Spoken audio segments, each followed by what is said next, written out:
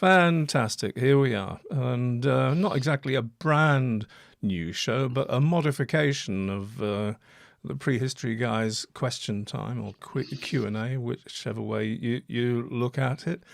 We're here to answer questions, but we're going to take them one at a time.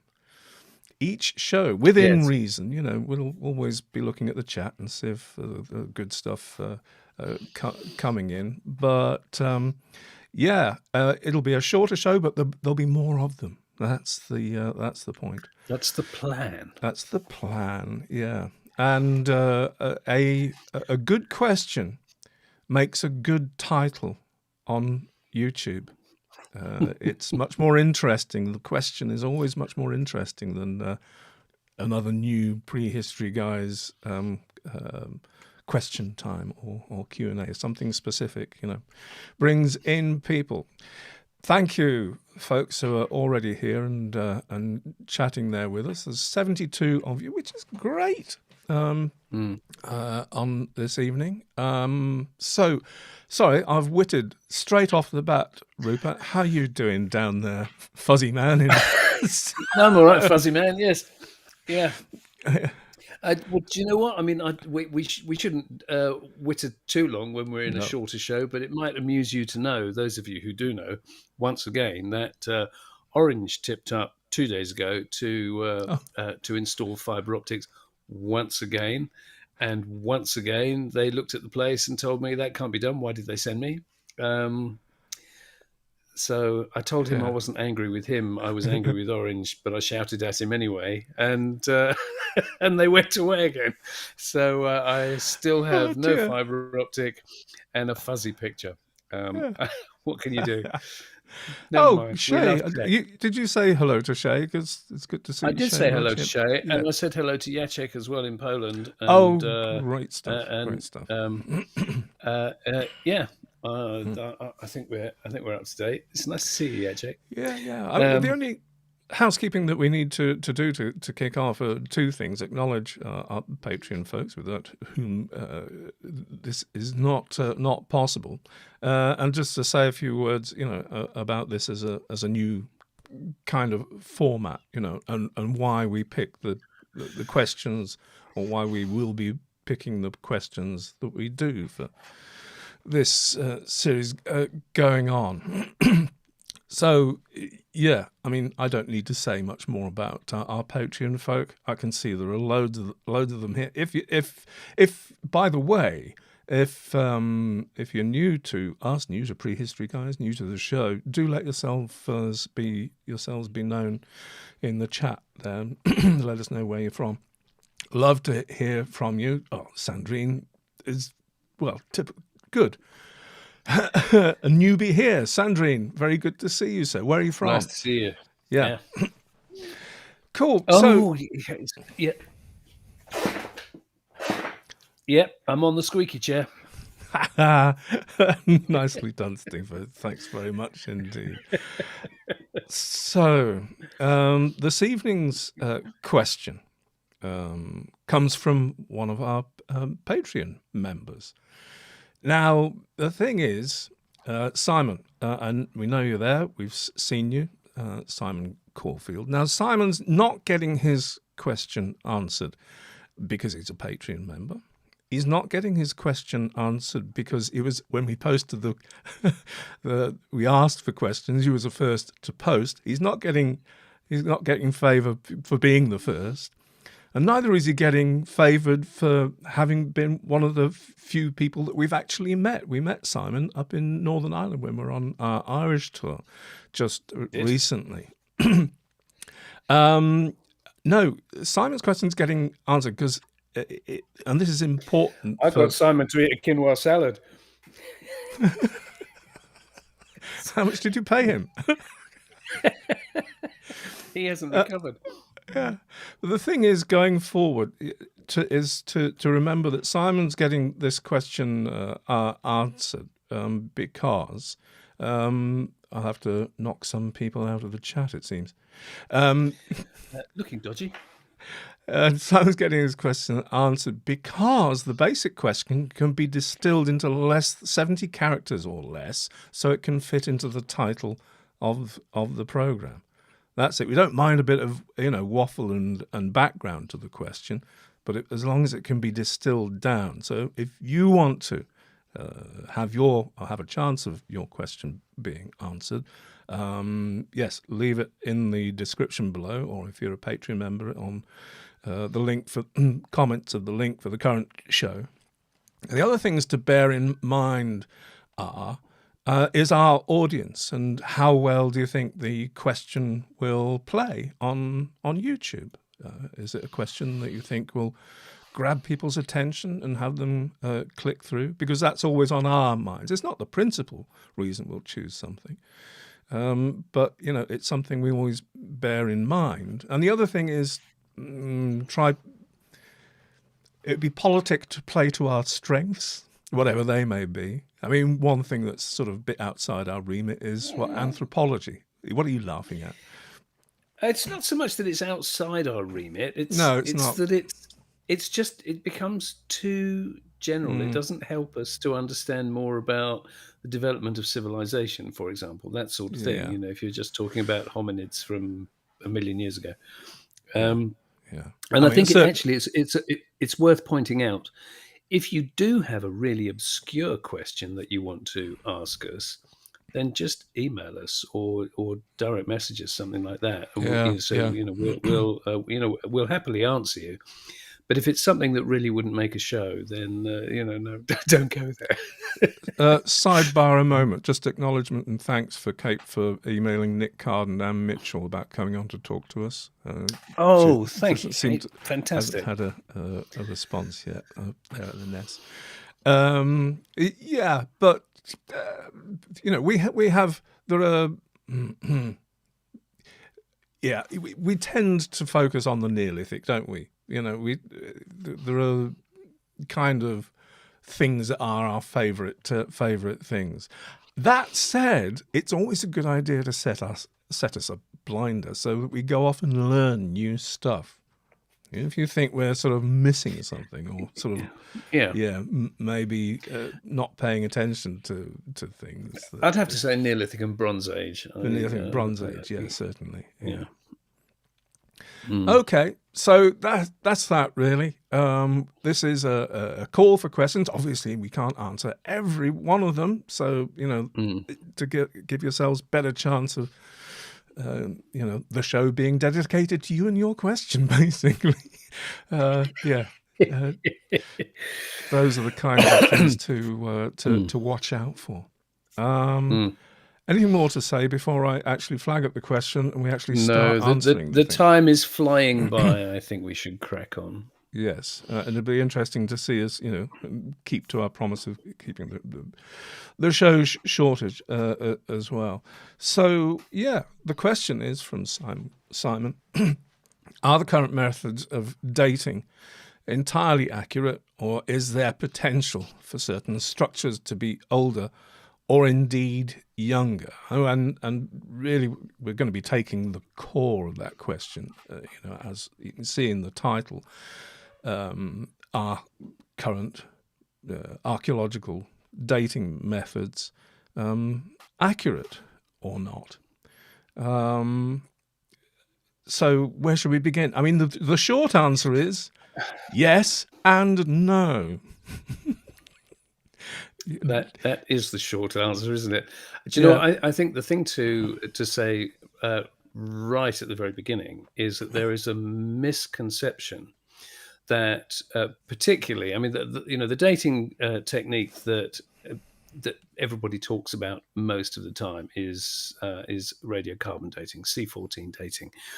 And there is this misconception that it is really a single thing that is done, but in every dating technique, these things are cross-referenced in different ways. And one of the standard things that is done with radiocarbon dating is it is cross-referenced with dendrochronology, because there are thousands and thousands of years. In fact, you can go back 14,000 years. So if you're talking about dating human activity, particularly, that we have a dendrochronological, so tree ring data, basically, going back 14,000 years. And that record has been painstakingly put together by specialists all over the world. And what they've done with each of those 14,000 years of tree rings, that they know the exact dates of those, what they've done is they have C14 dated every single one of those years of tree ring. So when they get a C14 date from whatever the sample may be, they pull a bone out of a Bronze Age kist, that result will be cross-referenced with the dendrochronological record to see if it matches up with the data that's come out of the C14 result. That said, Mike, do you want to say something about the calibration technique itself? Because in C14, that is really quite a thing, isn't it? Is that a good time to talk about that?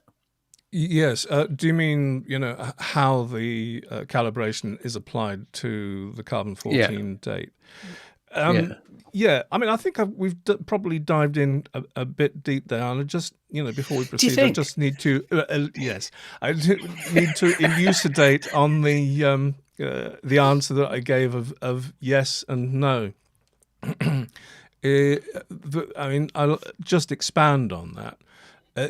No, if you're expecting precise dates, singular dates, like 2345 BC. No, they are not that accurate. They tend to be, broad, but I think it's narrowing down now as Bayesian techniques get in there within the sort of time period that we look at, in end of the Mesolithic, Neolithic, Bronze Age, that kind of thing. The dates are getting narrowed down. They're finding better and better techniques for narrowing the things down, but we're still looking at best, gaps of 50 years, that kind of accuracy. The answer is no, they are not accurate. If you look at the raw data, if you look at a singular date, carbon date for something, it's a broad span. It's a probability of when a date may be, and then there are all sorts of other, and Rupert's already touched on it. What we didn't touch upon before you launched into dendrochronology is the reason why that needs to be used in the first place to alter the original C14 dates in order to get a more accurate or reliable date. So, I mean, we've gone straight into C14. Don't you think we should just look briefly first, though, at the multitude of dating techniques that there are available out there? Well, we could look at a few of them. I don't think we want to go through all of them because there's no, there's just a list. actually, We're not going to explain them. There's 30 radiometric dating techniques. We're not going to talk about all of those. No. Go on then. Well, I was just going to say, I mean, dating techniques fall into two broad groups. There's relative dating, which was all anybody had up until 1955, 1960, round about then, when radiocarbon dating started to kick in. And then you've got the techniques, the scientific techniques that produce absolute dates that may have a range to them, but are nevertheless read out as a particular date in time. Or the relative dates, as the name suggests, you cannot extrapolate absolute dates from them. They can only, you order things chronologically by comparing type, or by comparing where in the ground, one above the other or below the other, things lie. And a lot of people did an heck of a lot of work, before the 1960s, working out where in time things lay simply by ordering things in their stratum, or by their type, pottery, different types of pottery. It's a long, painstaking thing, and it turned out mostly around about 700 to 1,000 years out when C14 came along. If you'd asked somebody in 1950 how old Stonehenge was, or when Stonehenge was built, they would have said 1,500 BC. Do you know, I'm going to stick this in now because otherwise I will forget. And that is to add on to that, you saying that when C14 dating came in, that dates shifted by about 1,000 years. Well, that happened again very recently because carbon-14 data is updated periodically. And so the time before last was in 2013. But it was recalibrated, so a new set of refined data was put in 2020. And in 2020, they found that there were a lot of things, particularly human fossils, that turned out to be 1,000 years younger than they had expected. So so the thing is that this is not an exercise in constantly pushing things back in time. It's about making things more accurate, and sometimes you get some real surprises. So the last set of data really did refine things a lot, which is quite exciting. I said to Rupert earlier that I've done a little bit of research to help answer this question. And I think if somebody put an exam paper in front of me, with a list of questions, I'd make a pretty good stab at it. The stuff is there. What I wouldn't be too hot on would be standing up in front of a class and teaching it. So if you feel we're getting off track, just throw in something in the chat, and we'll do our best to pay attention to it. If we're getting off topic and not really properly answering the question. But as you can gather so far, the answer is not that simple. I think what I don't know, and I can't gauge, is people's levels of understanding what C14 dating is. I don't know if we can give it a 30-second some sort of 101 as to what it actually C14 dating. I really don't think we should take a deep dive on the actual physics of it, because that would take the rest of the show. But in a nutshell, carbon-14 is an unstable isotope, and all isotopes seek to stabilize. And carbon-14 loses its the amount of carbon in whatever the artifact is. It diminishes by half of that quantity over approximately 5,700 years. So by measuring the amount of C14, that the specific C14 isotope that there is compared to the carbon-12, it's a ratio. Carbon-12, yes. Yeah. Because it's got to have a baseline. Carbon-12 is a stable. Yeah. Carbon-12 is a stable isotope. It doesn't change. So is that deep enough? I think for our purposes here? Kind of. I think that's the important thing. It's not the absolute amount of C14 in the remains or whatever. It's the ratio between the C12, which hasn't decayed, and the C14, which has. At a note, it's like every living thing has a nuclear clock inside it. That's it. The moment an organism dies, that clock starts. The moment of death is kind of set in this nuclear clock, and it's amazing. I mean, I'll say that again. It is freaking amazing that we've got this tool. I mean, hats off to this chap. Where am I? Willard Libby.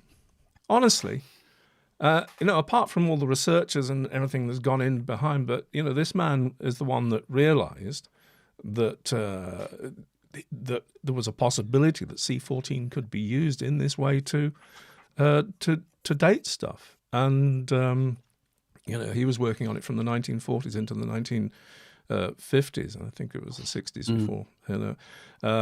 He got a Nobel Prize in 1960 for this work. So that's worth mentioning. It is worth mentioning, and do you know what? I think looking at the clock, so we want to talk about another couple of techniques as well. But I also want to toss in here something interesting that I didn't know before. I was reading an article about some dating that was done by one of the Antarctic surveys on some island or other, and they found one of the possible discrepancies. Another reason why you have to be so careful with input data is that they were dating some moss, and then they found that this moss had actually been completely frozen for about 1,500 years, and some mosses will pretty much die completely, but then when they are re-exposed to moisture and humidity, they will come back to life. And so you have this potential slice in time where the organism was no longer taking up C14 from the atmosphere, and then it started again. So, there's all sorts of reasons why the input data, the quality of the input data is so important. If there's there is a saying, they say rubbish in, rubbish out. That particularly applies to Bayesian techniques where they shouldn't go there, really. Interestingly, Rupert, I'll just sort of take the opportunity to answer something. We can't pay attention to it here because strangely enough, this is broadcasting on Twitter at the same time. But I've just had a notice from somebody on Twitter said, "Are archaeologists trustworthy to begin with?"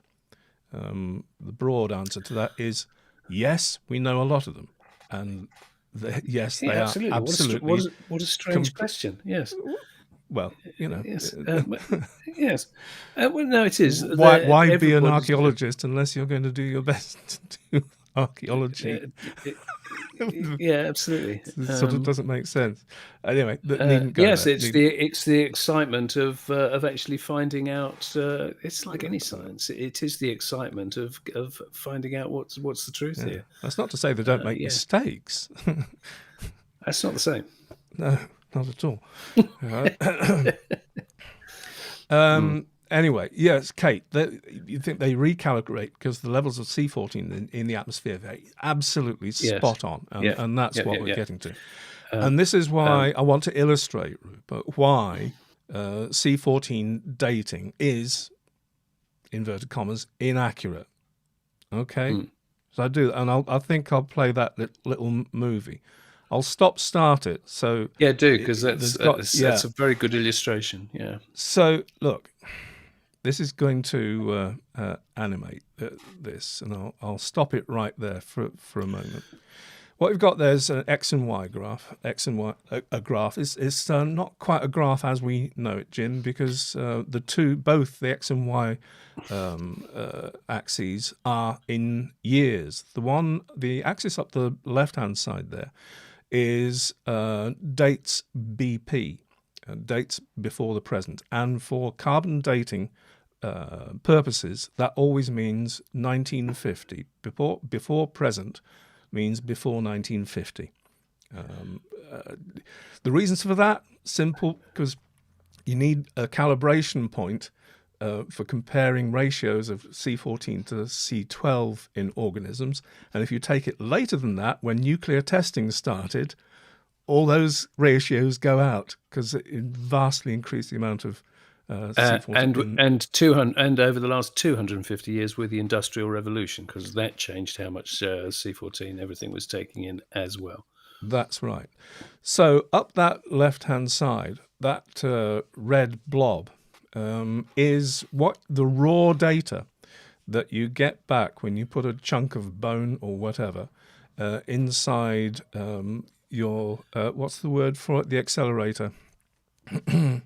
Accelerated blah blah blah blue thing. The thing that does the dating, the machine. What's it called? Mass accelerator, spectrometry accelerator, something like that. Anyway, forgive I. Somebody's going to tell us what it is. But that's the raw data that you get out. And as you can see, it's a sort of bell curve. But that is a probability. It's not a single date. It's a probability over time where this thing may land in time. So, moving on, that line there that is getting drawn, that is the calibration data that's coming in, that's going to be used to make that date, single date, more accurate. And the calibration data, as you see, broadly goes down, but it also goes up as well. And that's a reflection of the fluctuation of the amount of C14 available in the atmosphere over time. And that's where the dendrochronology has come in, because the individual tree rings over time can give us that ratio.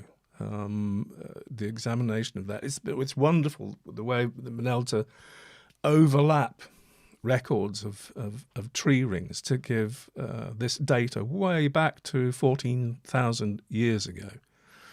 So we can, match that calibration, and that calibration curve looks simple, but boy, is it complicated getting to it. The amount of data that goes into producing that is astonishing, but we haven't got time.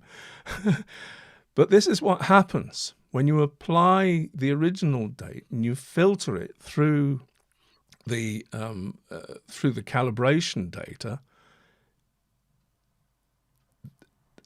It gets spread out, and because sometimes the amount of C14 has gone up as well as down, you can get this anomalous position where the probable dates for an item can have multiple peaks and troughs. The height of that blue thing is the probability of it landing within a date. And so you think, wow, it seems to be spread over more time than it originally was. But that's a consequence of trying to make it accurate. Mm-hmm. But, however, that looks like it's spread over a horrible amount of time. Now, the point about dating is, I'll just go back to two-shot, is the point about dating is that for the most part, people aren't trying to date singular items. The narrative comes from being able to date sites, whole henges, whole settlements, what have you. And so when that kind of dating comes along, you've usually got an assemblage of dates that you can use to establish the beginning and end of the use of a site. And although the dates from a singular item can look spread out all over the place, and this is where we come back to the original importance of relative dating, is that you can use relative dating to feed further into the dates that you have for a site, because of the data, the strata in the site, you can establish. Say you've got a bone at the bottom of a ditch at the site. You can say from that dating that the site can't be earlier than that. And the same goes for anything, above that in the stratum. In other words, cut to the chase, you can use what you know from stratigraphy at a site, if you've been on a dig for a certain amount of time, you know what its parameters are from the stratigraphy, and then apply that to the general accumulated data, C14 data, calibrated C14 data. And if I go back to that for a moment, oops, it's gone back to the beginning. By and large, you can chop off those anomalies at the top and bottom, or at least establish which part of that spread of dates is available to you. And is a proper representation of that site. I think that, in a nutshell, is pretty much the accuracy and inaccuracy of C14 dating. And you can snip off either side, can't you? You can snip off either side, because the higher the peak, the greater the probability of accuracy, in a nutshell. So you know that sample is going to be from between 2.7 and 2.8 BC. Yeah, I mean, yes, yeah. That individual sample, but but when you take the dates from a site, it all comes, gets a bit messy. So I think the point here is, you can see that, as Mike's just been saying, that arriving at a series of dates is based on the bringing together of an awful lot of data. It's not a matter of putting something into a machine and a date gets spat out. So there is always margin of error. Conscious of time, I thought we should talk a little bit, because out of so many of those other techniques that we showed you, that there's actually very few of those that are relevant to the sorts of archaeology that we're talking about in our broader remit. We're not talking about techniques that will tell you that this part of a mountain range is 2 billion years old. But there are techniques, the luminescence techniques, which are very relevant to artifacts and quartz-bearing rocks in particular. And those two, there's optically stimulated luminescence and thermoluminescence, which basically that's as the names imply, that's to do with when something was last exposed to the light. They can do some extraordinary lab techniques to extrapolate that information. Or if it's something like ceramics that was fired in a kiln, then they can, in the same way that, or in a similar way to the way they find out when something was last exposed to light, they can find when something was exposed to that level of heat. As it's one of the few places where you can actually give a specific answer to Simon's question, where he said, how accurate are these techniques? And what you can say with the luminescence techniques is that they are accurate to within approximately a 5% latitude, which is pretty fair, really, I think. Yes, so I don't know. Do you want to get technical about the actual luminescence techniques? I'm not sure that we want to go there, really, because it's just... No, I don't think we do. That would just stretch out this show beyond, I think, its lifespan. I think we've made a demonstration of... that the answer is yes and no. That there is a precision to carbon-14 dating, but it results in messy stuff, fuzzy stuff that has to be refined by all sorts of techniques. And again, I say hats off to the people who work on this. It's astonishing the numbers of people and organizations worldwide that regularly gather data from the furthest reaches of the globe in order to put into the data set, just to make sure that these numbers are accurate. Now, I think this is the thing to finish up with, though, Rupert, is that, like you said, rubbish in, rubbish out. And this is why context is crucial. Why current archaeology is so meticulous. Because unless you've got the meticulous relationship between one object and another, that object's state relative to another, in the stratum above, below, to the side, whichever, that is so crucially important to the order in which you which credence to which part of those probability curves you give credence to. This is the sad part, of course. You can go back to, maybe archived digs from pre-1940s, 30s, whatever, way back. But carbon-14 dating probably won't help you because you can't... Oh, bless you, Sandrine. Thanks so much. Oh, my goodness. Thank you, Sandrine. Thank you. Wow. Thank you very, very much indeed. Speechless. What can we Forgotten say? Where I was now. Yes, helps us do our work. He said, as Mike completely forgot what he was going to say. Yes. Yes, it's about going back in time, because the context in earlier digs is not so meticulous and not so available that you can't apply those refining techniques on the carbon-14 or calibrated carbon-14 data to narrow those dates down. I think I've said enough. There's loads more to say, but I think we can't. It gives you the idea. Yeah, I think that's a good, a concise enough answer to Simon's question. Thanks for asking, Simon. Kevin has just said down there, Rupert, you forgot to say like, subscribe, and comment. You're right. Listen, folks, press the like button, press the subscribe button, hit the bell by the side of it so you get notifications of when we're going to come on again.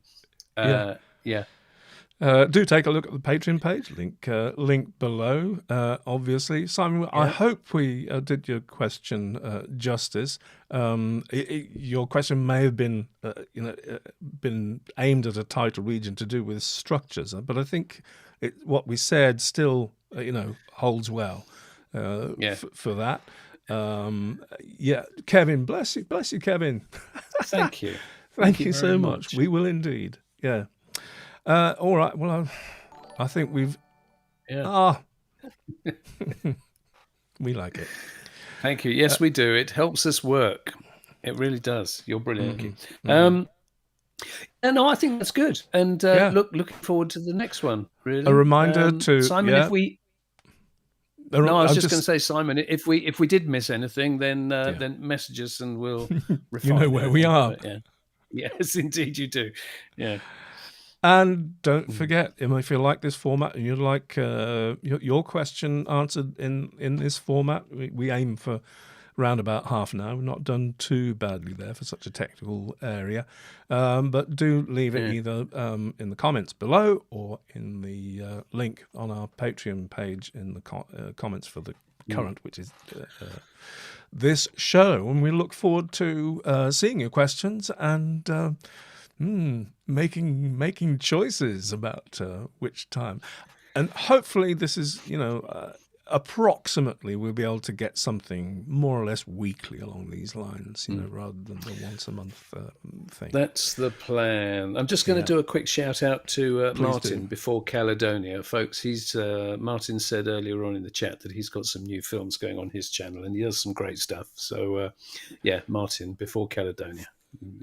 Check his channel out on YouTube as well. The man has been prolific, I have to say. He gets out and about and all over the country. I don't think he sleeps much. We know what we know what it takes to be making films all the time. So hats off to you, to Martin. Right, that's it. Ta-ra from me. And ta-ra from me. And just thank you so much. Bye for now, folks. Take care.